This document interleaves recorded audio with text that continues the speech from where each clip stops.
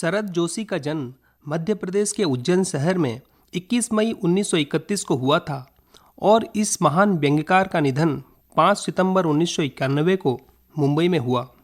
कुछ समय तक ये सरकारी नौकरी में रहे, फिर इन्होंने लेखन को ही आजीविका के रूप में अपना लिया। आरंभ में शरद जी ने कुछ कहानियाँ लिखी, फिर पूरी तरह व्यंग्य लेखन ही करने लगे। इन्होंने व्यंग्य लेख, व्यंग्य उपन्यास, व्यंग्य कॉलम के अतिरिक्त हास्य व्यंग्यपूर्ण धारावाहिकों की पटकथाएं और संवाद भी लिखे। हिंदी व्यंग्य को प्रतिष्ठा दिलाने वाले प्रमुख व्यंग्यकारों में शरद जोशी भी एक हैं। इनकी रचनाओं में समाज में पाए जाने वाली सभी विसंगतियों का बेबाक चित्रण मिलता है। इनकी गद्य रचनाओं में परिक्रमा, किसी बहाने, जीप पर सवार इल्लियाँ, राह किनारे बैठ, दूसरी सतह, 3 खंड में प्रकाशित प्रतिदिन, यथासंभव, यथा समय, यत्र तत्र सर्वत्र, नावक के तीर, मुद्रिका रहस्य, हम भ्रष्टन के भ्रष्ट हमारे, झरता नीम शाश्वत थीम, जादू की सरकार, पिछले दिनों, राग भोपाली, नदी में खड़ा कवि, घाव करे गंभीर, मेरी श्रेष्ठ व्यंग्य रचनाएं आदि प्रमुख रही हैं। इसके अलावा इनके 2 व्यंग्य नाटक अंधों का हाथी, एक था गधा उर्फ अलादात खां भी लोकप्रिय हुए। इन्होंने एक उपन्यास मैं और केवल मैं उर्फ कमलमुख वीए भी लिखा।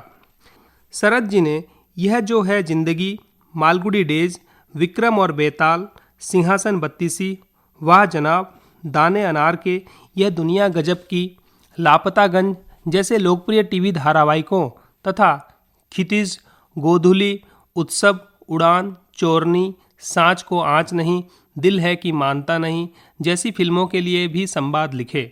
शरद जोशी अपने समय के अनूठे व्यंग्य रचनाकार थे।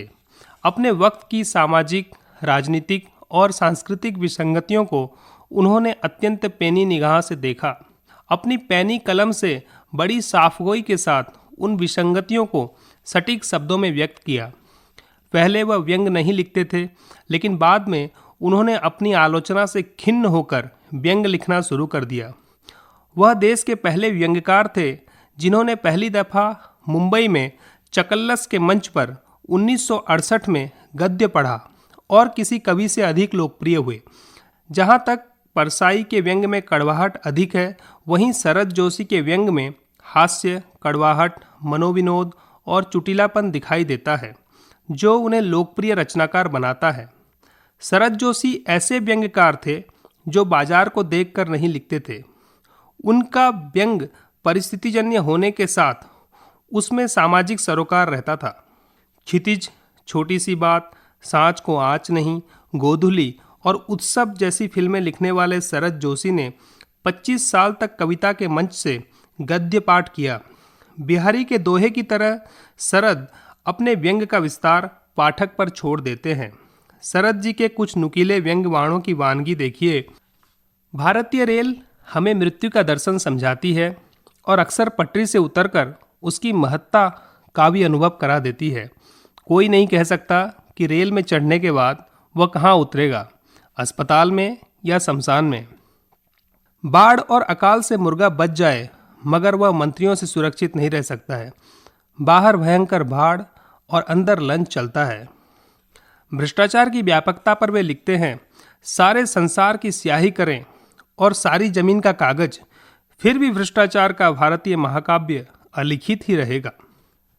या फिर जो लिखेगा सो दिखेगा, जो दिखेगा सो बिकेगा, यही जीवन का मूल मंत्र है। शरद जोशी ने लिखा था, लिखना मेरे लिए जीवन जीने की तरकीब है।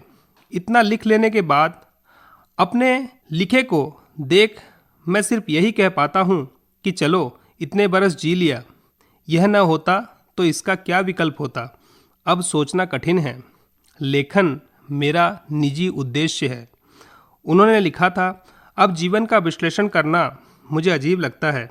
बढ़ चढ़कर यह कहना कि जीवन संघर्षमय रहा, लेखक होने के कारण मैंने दुखी जीवन जिया, यह कहना फिजूल है।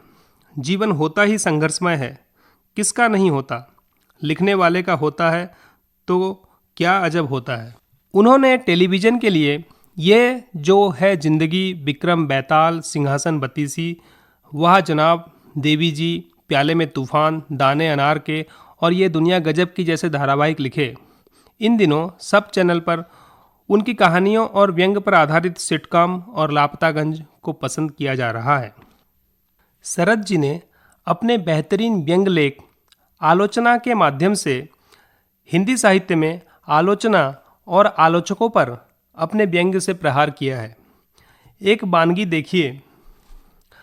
आलोचना के प्रति अपनी प्राइवेट राय जाहिर करने से पूर्व मैं आपको यह बताऊं कि आलोचना है क्या।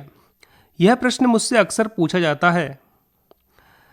साहित्य रत्न की छात्राएं चूंकि आलोचना समझने को सबसे ज़्यादा उत्सुक दिखाई देती हैं, इसीलिए यह मानना गलत न होगा कि आलोचना साहित्य की सबसे टेढ़ी खीर है। टेढ़ी खीर इसीलिए मैं कभी इसका ठीक उत्तर नहीं दे पाता। मैं मुस्कुराकर उन लड़कियों को कनखियों से देखकर कह देता हूँ, यह किसी आलोचक से पूछिए, मैं तो कलाकार हूँ। खैर, विषय पर आ जाऊँ। आलोचना शब्द लुच धातु से बना है, जिसका अर्थ है देखना। लुच धातु से ही बना है लुच्चा। आलोचक के स्थान पर आलुच्चा या सिर्फ लुच्चा शब्द हिंदी में खप सकता है। मैंने एक बार खपाने की कोशिश भी की थी। एक सुप्रसिद्ध आलोचक महोदय की सभा में परिचित कराते समय पिछली जनवरी में वातावरण बहुत बिगड़ा। मुझे इस शब्द के पक्ष में भयंकर संघर्ष करना पड़ा। आलोचक महोदय ने कहा कि आप शब्द वापस लीजिए। जनता ने भी मुझे चारों ओर से घेर लिया। मुझे पहली बार यह अनुभव हुआ कि हिंदी भाषा में नया शब्द देना कितना खतरा मोल लेना है। मैंने कहा, मैं शब्द वापस लेता हूँ, पर आप ये भूलिए नहीं कि आलोचना शब्द लुच धातु से बना है। अस्तु, बात आई गई हो गई। मैंने इस विषय में सोचना और चर्चा करना बंद सा कर दिया। पर यह गुत्थी मन में हमेशा बनी रही कि आलोचक का दायित्व क्या है। वास्तव में साहित्य के विशाल गोदाम में घुसकर बेकार माल की छटाई करना और अच्छे माल को शोकेस में रखवाना आलोचक का काम माना गया है, जिसे वह करता नहीं है। वह इस चक्कर में रहता है कि अपने परिचितों और पंथ वालों का माल रहने दे, बाकी सबका फिंकवा दे। यह शुभ प्रवृत्ति है और आज नहीं तो कल इसके लाभ नजर आते हैं। कोशिश करते रहना समीक्षक का धर्म है। जैसे हिंदी में अभी तक यह तय नहीं हो पाया कि मैथिली शरण गुप्त, निराला और कविवर कमलमुख में कौन सर्वश्रेष्ठ है। एक राष्ट्रकवि है, एक बहुप्रशंसित है और तीसरे से बड़ी बड़ी आशाएं हैं। समीक्षकों का इस उत्तरदायित्वहीन मूड के बावजूद पिछला दशक हिंदी आलोचना का स्वर्ण युग था। जितनी पुस्तकें प्रकाशित नहीं हुई, उनसे अधिक आलोचकों को सादर भेंट प्राप्त हुई हैं। कुछ पुस्तकों का संपूर्ण संस्करण ही आलोचकों को सादर भेंट करने में समाप्त हो गया। कुछ पुस्तकों का संपूर्ण संस्करण ही आलोचकों को सादर भेंट करने में समाप्त हो गया। समीक्षा की नई भाषा, नई शैली का विकास पिछले दशक में हुआ है।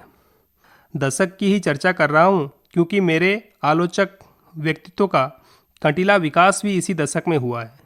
हिंदी का मैदान उस समय तक सूना था जब तक आलोचना की इस खंजर शब्दावली का जन्म नहीं हुआ था। इस शब्दावली के विशेषज्ञों का प्रकाशक की दुकान पर बड़ा स्वागत होते देखा है। प्रकाशक आलोचक पालते हैं और यदि इस क्षेत्र में मेरा जरा भी नाम हुआ तो विश्वास रखिए किसी प्रकाशक से मेरा लाभ का सिलसिला जम जाएगा। इस तरह हम देखते हैं कि शरद जोशी जी के व्यंग्य की धार कितनी तेज है। निसंदेह शरद जी अपने समय के श्रेष्ठ व्यंग्यकारों में से एक हैं, जिनकी सामाजिक और राजनीतिक विसंगतियों पर लिखी गई व्यंग रचनाएं आने वाले अनेक वर्षों तक हिंदी साहित्य के पाठकों को उत्कृष्ट साहित्य रूपी निधि प्रदान करेगी।